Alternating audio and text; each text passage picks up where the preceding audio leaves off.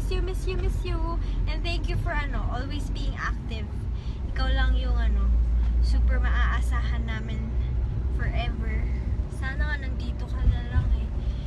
Anyways, I still appreciate everyone naman sa Elizabeth. Syempre, yung mga active and yung lagi pa rin nandyan to support, and yun. So, better lang if you stay here. Kaya stay here na. I miss you, and sorry I'm not always active sa Viber because I have school rin and work, and I don't always have internet.